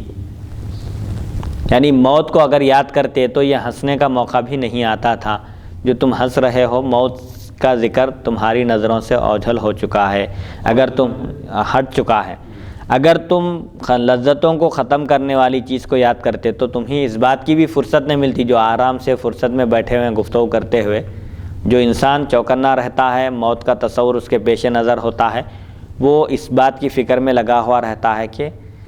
اس سے غفلت نہ ہو، غفلت کی حالت میں اس کو موت نہ آئے، وہ اللہ کے ذکر میں مصروف رہے، دینی کاموں میں مصروف رہے، اللہ اور اس کے رسول کو خوش کرنے والے کاموں میں مصروف رہے۔ تو حضور اکرم صلی اللہ علیہ وسلم نے صحابہ کو جب ہنستے ہوئے دیکھا تو آپ نے فرمایا کہ اگر تم لذتوں کو ختم کرنے والی چیز کو یاد کرتے تو تمہیں اس بات کی فرصت بھی نہ ملتی جو میں دیکھ رہا ہوں، لذتوں کو خطا کرنے والی موت کو زیادہ یاد کرو۔ انسان کی لذت، اس کی زیب و زینت اور اس کی حسرت اور اس کی تمنائیں سب ختم ہو جاتی ہے روح کے نکلتے ہی، تو بہرحال موت کو کثرت سے یاد کرو، لذتوں کو ختم کرنے والی موت کو زیادہ سے زیادہ یاد کرو، کیونکہ جب بندہ قبر میں جاتا ہے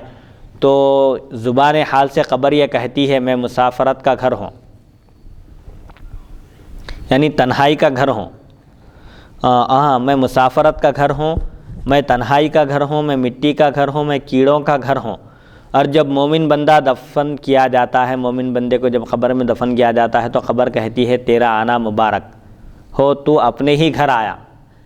یعنی قبر اس کو مرحبا کہتی ہے، مومن آتا ہے تو اس کا ویلکم کرتی ہے، اس کا استقبال کرتی ہے اور کہتی ہے کہ تم کوئی اجنبی جگہ نہیں آئے ہو، اپنے گھر میں ہی داخل ہوئے ہو، میری پیٹھ پر چلنے والوں میں تم مجھے سب سے زیادہ محبوب اور پسندیدہ تھے، مجھے محبت تھی تم سے، آج جب تم میرے سپرد کیے گئے، آج مجھ کو جب کہ تمہارا والی بنایا گیا ہے اور میرے پاس تم جب آ گئے ہو تو تم دیکھو گے کہ میں تمہارے ساتھ کیسا اچھا سلوک کرتی ہوں، چنانچہ اس کے لیے تا حد نگاہ قبر کشادہ ہو جاتی ہے اور اس کے لیے جنت کا دروازہ کھول دیا جاتا ہے۔ جب مومن بندے کو قبر میں دفن کیا جاتا ہے تو قبر اس سے کہتی ہے کہ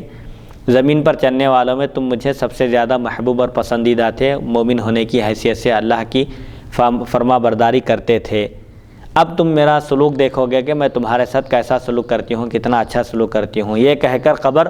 اس کے لیے کشادہ ہو جاتی ہے، جہاں تک اس کی نگاہ جاتی ہے، نظر جاتی ہے، وہاں تک اس کے لیے زمین کشادہ ہو جاتی ہے اور اس کی قبر میں جنت کی ایک کھڑکی کھول دی جاتی ہے۔ اور جب گناہگار یا کافر آدمی کو دفن کیا جاتا ہے قبر میں تو قبر کہتی ہے کہ تیرا آنا مبارک نہیں ہے اور تو اپنے اہل کے پاس، اپنے گھر والوں کے پاس نہیں آیا، اپنے ہی گھر میں نہیں آیا، اور تو زمین پر چلنے والوں پہ، میری پیٹھ پر چلنے والوں میں میرے نزدیک تو سب سے زیادہ برا، ناپسندیدہ اور قابل نفرت تھا، آج جب کہ تجھے میرے سپرد کیا گیا ہے، میرے حوالے کیا گیا ہے اور تو میرے پاس آیا ہے تو اب تو دیکھے گا کہ میں تیرے ساتھ کیسا سلوک کرتی ہوں، یہ کہہ کر قبر سمٹ جائے گی، قریب ہو جائے گی، یہاں تک کہ مل جائے گی آپس میں قبر، اور اس کی پسلیاں ایک دوسرے میں داخل ہو جائیں گی، قبر اس کو دبا دے گی، کافر یا فاجر گناہگار جو بھی ہوگا قبر اس کو ویلکم نہیں کرے گی، اس کا استقبال نہیں کرے گی، بلکہ اس پر تنگ ہو جائے گی اور اس کی پسلیاں اس کو ایسے دبا دے گی کہ ادھر کے پسلیاں ادھر اور ادھر کے پسلیاں ادھر مل جائیں گی۔ راوی کہتے ہیں، یہ بات فرماتے ہیں نبی اکرم صلی اللہ علیہ وسلم نے اپنے دست مبارک ہاتھوں کی انگلیوں کو ایک دوسرے میں ڈالا اور فرمایا اس کے لیے ایسا ڈال کر آپ بتائے کہ جیسے انسان کی پھسلیاں زمین اس کو ایسا دبا دے گی کہ اس کے پھسلیاں ایک دوسرے میں مل جائیں گے اور وہ دب جائے گا زمین میں۔ تو حضور صلی اللہ علیہ وسلم ایسا انگلیوں کو ہاتھوں میں ڈال کر دکھا کر بتائے سمجھانے کے لیے کہ انسان کو ایسا دبا دے گی قبر، جس طرح ایک ہاتھ کی انگلیاں دوسرے ہاتھ کی انگلیوں میں ملا دینے سے ہوتا ہے۔ پھر نبی اکرم صلی اللہ علیہ وسلم نے ارشاد فرمایا اس کے لیے ایسے 70 اژدہے اس پر مسلط کیے جائیں گے اور وہ ایسے خطرناک ہوں گے، 70 میں سے ایک اژدہا بھی، 70 کی کیفیت یہی ہوگی اگر ان میں سے ایک اژدہا بھی زمین پر ایک پھونک مارے تو جب تک دنیا باقی رہتی دنیا تک وہ زمین کوئی چیز اگانے کے قابل نہیں رہے گی۔ جیسے آج کل نیوکلیئر بموں کے تجربے ہو رہے ہیں، وہ تجربے کر کے دیکھ رہے ہیں، جس زمین پر تجربہ ہوتا ہے وہ ناقابل زراعت ہو جاتی ہے، کوئی چیز اگانے کے قابل نہیں رہتی۔ تو یہ اللہ کی جانب سے جو سزا مقرر ہے، جو اژدہے مقرر کیے جاتے ہیں، ایسے خطرناک اژدہے ہوں گے کہ اگر ایک اژدہا بھی ان میں سے زمین پر اپنی پھونک مار دے تو وہ زمین قیامت تک کے لیے بنجر ہو جائے گی، کوئی چیز اگانے کے قابل نہیں رہے گی۔ وہ اژدہے جو 70 اس پر مسلط کیے جائیں گے اسے ڈستے اور نوچتے رہیں گے یہاں تک کہ اسے حساب کے لیے لے جایا جائے۔ قیامت کے دن تک اس کے ساتھ یہی سلوک ہوتا رہے گا۔ راوی کہتے ہیں رسول اکرم صلی اللہ علیہ وسلم نے فرمایا قبر جنت کے باغوں میں سے ایک باغ ہے یا جہنم کے گڑھوں میں سے ایک گڑھا ہے۔ جو مومن ہے، متقی، پرہیزگار ہے، اس کے لیے جنت کی کیاریوں میں سے ایک کیاری ہے، تاحد نگاہ کشادہ ہو جاتی ہے، قبر اس کے ساتھ اچھا سلوک کرتی ہے، اس کے لیے جنت کی کھڑکی کھول دی جاتی ہے۔ اور جو کافر منافق ہوتا ہے یا گناہگار فاجر ہوتا ہے تو پھر فاجر سے مراد مسلمان بھی ہے، ہاں مسلمان بھی ہے اس میں۔ تو بہرحال سوال جواب کا مرحلہ ہوگا، پھر اس کے بعد کے جو مناظر ہیں۔ اسی لیے حضور اکرم صلی اللہ علیہ وسلم نے اپنی امت کو تعلیم دینے کے لیے آپ اللہ سے قبر کے عذاب سے پناہ طلب کرتے تھے۔ کیوں؟ تعلیم امت کے لیے ہے، ورنہ حضور اکرم صلی اللہ علیہ وسلم کے دست مبارک کی برکت سے تو قبر کا عذاب اٹھ جاتا ہے۔ جیسا کہ 2 قبروں کے پاس سے آپ کا گزر ہوا تو آپ نے فرمایا کہ ان دونوں کو قبر میں عذاب دیا جا رہا ہے۔ بہت سارے لوگ قبرستان میں جاتے ہیں، زیارت کرتے ہیں، وہاں سے گزرتے ہیں، لیکن کسی کو کوئی پتہ نہیں ہوتا کہ قبر میں کیا حالت ہے، مردے کے ساتھ کیا سلوک ہو رہا ہے، اس کے کیا مناظر ہیں قبر کے۔ لیکن یہ علم غیب ہے جو حضور اکرم صلی اللہ علیہ وسلم قبر کے پاس سے گزر رہے ہیں، قبرستان کے پاس سے، تو آپ قبر کے اندر کی کیفیت بتا رہے ہیں کہ یہ 2 قبر والے ان کو عذاب دیا جا رہا ہے۔ آپ نہ صرف یہ بتا رہے ہیں کہ ان کو عذاب ہو رہا ہے بلکہ کس وجہ سے عذاب ہو رہا ہے، اب اس کی بھی وضاحت فرماتے ہیں کہ ایک شخص چغل خوری کیا کرتا تھا اور دوسرا پیشاب کے قطروں سے احتیاط نہیں کرتا تھا، اسی وجہ سے اس کو عذاب قبر ہو رہا ہے۔ اسی لیے ایک حدیث شریف میں آپ نے فرمایا کہ پیشاب کے قطروں سے بچو، احتیاط کرو، جسم پر گرنے نہ دو، کیونکہ اکثر عذاب قبر اسی سے ہوتا ہے۔ عذاب قبر کے کئی اسباب ہیں، ان میں سے ایک سبب پیشاب کے قطروں سے نہیں بچنا ہے، وہ بھی ایک بڑا سبب ہے جس کی وجہ سے عام طور پر عذاب ہوتا ہے۔ تو بہرحال اسی لیے حضرت سیدنا عثمان غنی رضی اللہ عنہ جب کسی قبرستان میں کسی قبر کے پاس کھڑے ہوتے تو آپ اتنا روتے تھے کہ آپ کی داڑھی مبارک آنسوؤں سے تر ہو جاتی تھی، جیسا کہ اس سے پہلے زہد کے بیان میں حدیث شریف گزر چکی ہے۔ حالانکہ سیدنا عثمان غنی رضی اللہ عنہ جنگ بدر میں شریک ہونے والے صحابہ میں سے بھی تھے آپ، اور جنگ بدر میں شریک ہونے والے صحابہ کے لیے خوشخبری دی گئی تھی کہ اعملوا ما شئتم فقد غفرت لکم، اللہ تعالیٰ نے فرمایا تھا کہ تم جو چاہے کرو، تمہاری بخشش ہو چکی ہے۔ یہ کہنے کے بعد اگر خدا نہ خواستہ ان سے اگر کوئی گناہ بھی سرزد ہوتا، بفرض محال سمجھے، تو بھی ان کی گرفت نہیں ہوتی تھی، لیکن ان لوگوں کے تقویٰ اور پرہیزگاری کا یہ عالم تھا کہ وہ اتنی خوشخبریاں ملنے کے باوجود اللہ کے عذاب سے ڈرتے رہتے تھے، اہتمام کرتے تھے عبادتوں کا۔ قبرستان میں کھڑے ہوتے تو ان کی داڑھی مبارک آنسوؤں سے تر ہو جاتی تھی۔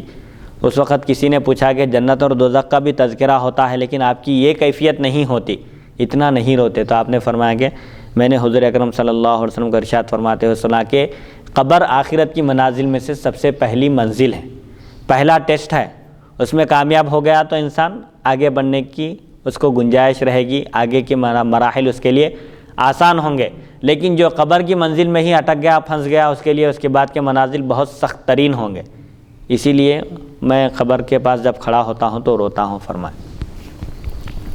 حدیث نمبر 2561، حدثنا عبد بن حمید حدثنا عبد الرزاق عن معمر عن الزهري عن عبید اللہ بن عبد اللہ بن ابی ثور قال سمعت ابن عباس يقول اخبرني عمر بن الخطاب قال دخلت على رسول الله صلی اللہ علیہ وسلم فاذا هو متكئ على رمل حصير فرأيت اثره من جنبه وفي الحديث قصة طويلة هذا حدیث صحیح۔ حضرت سیدنا ابن عباس رضی اللہ عنہما فرماتے ہیں مجھے حضرت عمر بن خطاب رضی اللہ تعالیٰ عنہ نے بتایا کہ حضرت فاروق اعظم رضی اللہ عنہ فرماتے ہیں کہ میں نبی اکرم صلی اللہ علیہ وسلم کی خدمت اقدس میں حاضر ہوا، آپ کھجوروں کی چٹائی پر تکیہ لگائے تشریف فرما تھے، میں نے آپ کے پہلو مبارک میں اس کے نشانات دیکھے۔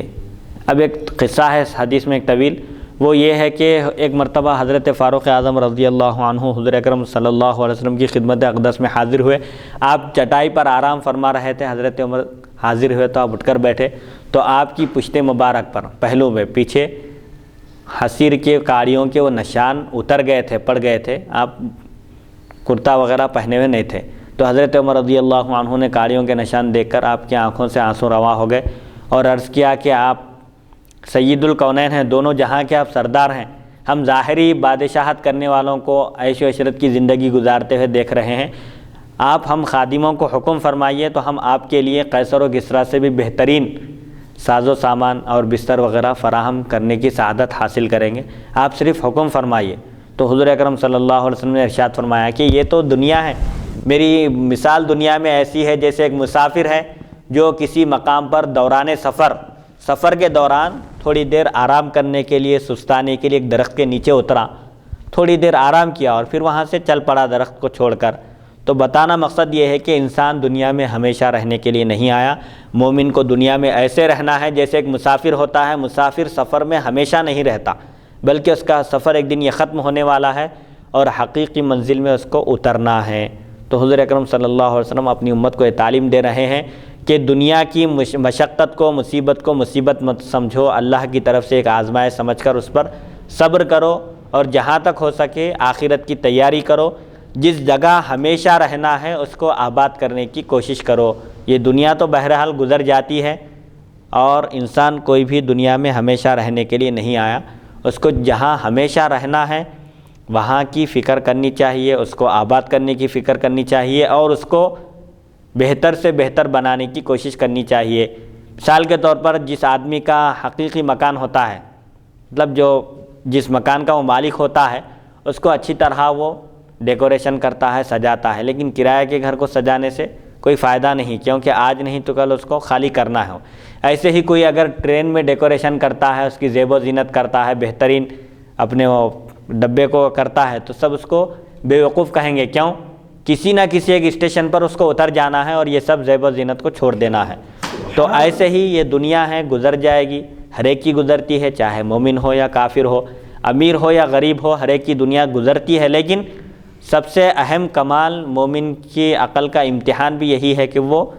دنیا کے مقابلے میں آخرت کو ترجیح دے. دنیا ختم ہونے والی ہے, دنیا فانی ہے اور آخرت ہمیشہ باقی رہنے والی ہے.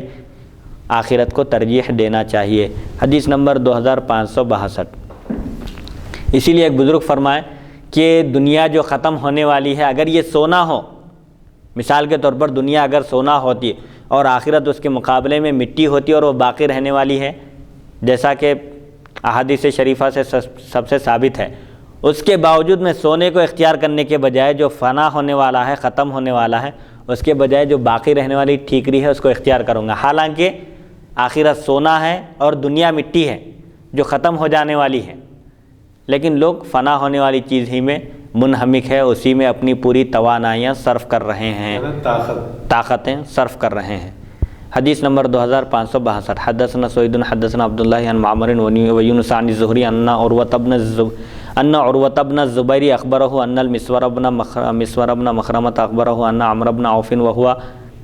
حلیف بنی عامر بن لوئی وكان شہید بدر مع رسول اللہ صلی اللہ علیہ وسلم اخبرہ ان رسول اللہ صلی اللہ علیہ وسلم بعث ابا عبیدۃ بن الجراح فقدم بمال من البحرین فسمعت الانصار بقدوم ابی عبیدۃ فوافوا صلاة الفجر مع رسول اللہ صلی اللہ علیہ وسلم فلما صلى رسول اللہ صلی اللہ علیہ وسلم انصرف فتعرضوا له فتبسم رسول اللہ صلی اللہ علیہ وسلم حين رآهم ثم قال اظنكم سمعتم ان ابا عبیدۃ قدم بشيء قالوا اجل یا رسول اللہ قال فابشروا واملوا ما يسركم فوالله ما الفقر اخشى عليكم ولكن اخشى عليكم ان تبسط الدنيا عليكم لما بسطت على من قبلكم فتنافسوها كما تنافسوها فتهلككم كما اهلكتهم. هذا حدیث صحیح. عمرو بن عوف بدری جو بنی عامر بن لوئی کے حلیف تھے نے بتایا کہ رسول اکرم صلی اللہ علیہ وسلم نے ابو عبیدہ بن جراح رضی اللہ عنہ کو بحرین کا عامل بنا کر بھیجا. آپ بحرین سے مال لے کر واپس لوٹے. عامل یعنی زکوٰۃ اور صدقات وغیرہ وصول کرنے والے کارکن بنا کر آپ نے ان کو روانہ فرمایا تھا. وہ بحرین سے مال لے کر واپس لوٹے, یا ہو سکتا ہے عامل سے مراد یہاں پر زکوٰۃ خیرات کے علاوہ ٹیکس وغیرہ وصول کرنے کی بھی ذمہ داری ہوتی تھی، یا مال غنیمت کوئی تھا وہ، تو آپ بحرین سے مال لے کر واپس لوٹے تو انصار کو آپ کے آنے کی اطلاع مل گئی، پتہ چلا تو انہوں نے صبح کی نماز رسول اکرم صلی اللہ علیہ وسلم کے ساتھ پڑھی، مال آیا بول کر معلوم ہوا تو لوگ فجر کی نماز میں پہنچ گئے۔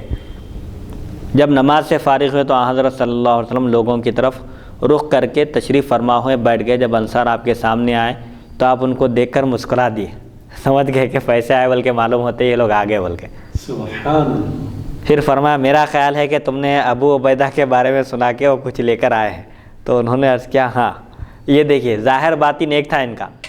اب اس دور کے لوگ ہوتے تو پیسے لینے کے لیے پہنچے، لیکن اظہار کیا کرتے تھے، بس میں آپ سے ملاقات کے لیے آیا، آپ کی خیر خیریت پوچھنے کے لیے آیا۔ وہاں ایسا نہیں تھا معاملہ، وہاں تو حضور اکرم صلی اللہ علیہ وسلم کے سامنے کیا چھپا سکتے، بلکہ دل کے احوال بھی آپ کے سامنے بالکل آیا تھے، سب کے قلبی احوال پر بھی آپ مطلع تھے کہ کس کے دل میں کیا خیال ہے اور کون کیا چاہتا ہے۔ بہت سارے واقعات ہیں ایسے آپ کے۔ ایک شخص جو حضور اکرم صلی اللہ علیہ وسلم کو شہید کرنے کی نیت سے کعبے میں آیا، اس کے اور اس کے ایک دوست کے درمیان گفتگو ہوئی تھی مدینے میں، غالباً ایک دوسرے مقام پر جہاں پر کوئی تیسرا شخص نہیں تھا۔ ایک شخص نے کہا کہ تم محمد صلی اللہ علیہ وسلم کو شہید کر دو، تمہارے بال بچوں کی ذمہ داری میرے اوپر، اگر تم قتل ہو گئے یا کچھ تم پکڑے گئے تو تم کو فکر کرنے کی ضرورت نہیں ہے، میں پوری زندگی بھر تمہارے بال بچوں کو پالوں گا، ان کی کفالت کروں گا۔ یہ معاہدہ ہوا تھا، لیکن جب وہ کعبے میں پہنچے اور طواف کر رہے تھے، خنجر ان کے پاس رکھا ہوا تھا، تو حضور اکرم صلی اللہ علیہ وسلم بھی طواف کر رہے ہیں۔ آپ نے ان سے فرمایا کہ تم جس ارادے سے آئے ہو اپنے ارادے کو پورا کرو، فرمایا۔ کہتے ہی وہ قدموں میں سر رکھ کر مسلمان ہو گئے، کیونکہ یہ واقعہ جو پیش آیا تھا ان دونوں کے درمیان گفتگو ہوئی، کوئی تیسرا شخص نہیں تھا۔ ابھی یہاں پر ان کے کسی عمل سے یا ان کی کسی حرکت سے ظاہر بھی نہیں ہوا کہ انہیں ایسا کرنے والے ہیں، لیکن حضور اکرم صلی اللہ علیہ وسلم ان سے فرمایا کہ تم جس ارادے سے آئے ہو اس کو پورا کرو۔ کیوں نہیں کرتے اس کو پورا؟ جب فرمائے تو ایک ہیبت طاری ہو گئی ان پر، قدموں پر سر رکھ دیا اور مسلمان ہو گئے۔ تو اب صحابہ کو دیکھ کر مسکرا دیا اور فرمایا کہ معلوم ہوا ہوگا کہ ابو عبیدہ کچھ مال لے کر آئے۔ حدیث نمبر 2562۔ تو انہوں نے عرض کیا کہ ہاں یا رسول اللہ صلی اللہ علیہ وسلم۔ تو آپ صلی اللہ علیہ وسلم نے فرمایا تمہیں خوشخبری ہو اور تم اس چیز کی امید رکھو جو تمہیں خوش رکھے، یعنی جن چیزوں سے تم کو خوشی ہوتی ہے اس کی امید بھی رکھو۔ اللہ کی قسم مجھے تمہاری محتاجی کا ڈر نہیں، تم تنگ دست رہے، محتاج رہے، فقر و فاقے میں مبتلا رہے تو مجھے اس کا کوئی ڈر نہیں ہے، کیونکہ تم دین پر ثابت قدم رہو گے، جمے رہو گے، استقامت کا مظاہرہ کرو گے، فقر و فاقے سے تمہارا ایمان متزلزل نہیں ہوگا، مجھے اس بات کا یقین ہے۔ البتہ ایک بات کا ڈر ہے، وہ کیا ہے؟ مجھے تمہارے بارے میں خوف صرف اس بات کا ہے کہ تمہارے لیے دنیا وسیع کر دی جائے گی، پھیلا دی جائے گی، مال و دولت کی کثرت ہوگی، وافر مقدار میں مال و دولت تمہارے پاس آئے گی اور تم اس میں رغبت کرو گے ایسے جیسے تم سے پہلے والے لوگ مال و دولت کی طرف راغب ہوئے۔ ظاہر بات ہے انسان کی فطرت راحت کو بھی چاہتی ہے، مصیبت میں ہے راحت آتی ہے تو کوئی بھی اس کو قبول کرتا ہے، یہ فطری بات ہے، کوئی بھی انسان ہو دنیا کا مصیبت کے بعد تو راحت چاہتا ہے۔ تو حضور فرمایا کہ فقر و فاقے کا اتنا ڈر نہیں ہے مجھے تم پر جتنا دنیا کے وسیع ہو جانے کا ڈر ہے۔ مجھے اس بات کا ڈر ہے کہ اگر تم پر دنیا وسیع کر دی جائے، پھیلا دی جائے، مال و دولت کی کثرت ہو جائے تو فطری طور پر تم اس کی طرف مائل ہو سکتے ہو، جیسا کہ پہلے لوگ مال و دولت کی طرف راغب ہوئے، مائل ہوئے۔ تو مجھے ڈر اس بات کا ہے کہ تم بھی ہلاک ہو جاؤ گے جیسا کہ مال و دولت نے پہلے والوں کو ہلاک کر دیا۔ تو لہٰذا مال و دولت کی رغبت نہیں رکھنی چاہیے بغیر اشراف نفس کے۔ دل میں تمنا خواہش نہیں ہے، دل میں خواہش ہو رہی کہ کوئی بادشاہ میرے پاس نظر پیش کر دے، کوئی مجھے تحفہ دے دے، ایسی خواہش کے بغیر اگر مال آ رہا ہے قبول کرنے میں کوئی حرج نہیں ہے، اس میں برکت دی جاتی ہے۔ حضور بلکہ اس میں تاکید فرمائے کہ لے لو۔ حضرت عمر کو ایک مرتبہ کچھ مال عطا فرمانا چاہے تو حضرت عمر عرض کیے کہ مجھ سے زیادہ جو محتاج اور ضرورت مند ہے آپ اس کو عطا فرمائیے۔ آج کا معاملہ کیا ہے؟ سب کچھ مجھے دے دیا جائے، انسان یہ کہتا ہے کہ بس میں اور میرے بیوی بچے خوش رہیں، اب اس کے بعد دنیا والے کہیں بھی چلے جائیں مجھے اس کی کوئی فکر نہیں۔ لیکن صحابہ اکرام کا طرز عمل دیکھیے، اپنی ضرورت پوری ہو رہی ہے، اس سے زائد کوئی مال مل رہا ہے تو عرض کر رہے ہیں کہ جو مجھ سے زیادہ ضرورت مند ہے، محتاج ہے، اس کو عطا فرمائے۔ تو حضور فرمائے کہ بغیر اشراف نفس کے اگر کوئی مال آ جائے، کوئی تحفہ آ جائے، نظر پیش ہو تو قبول کر لینا چاہیے، اس میں برکت دی جاتی ہے۔ حدیث نمبر 2000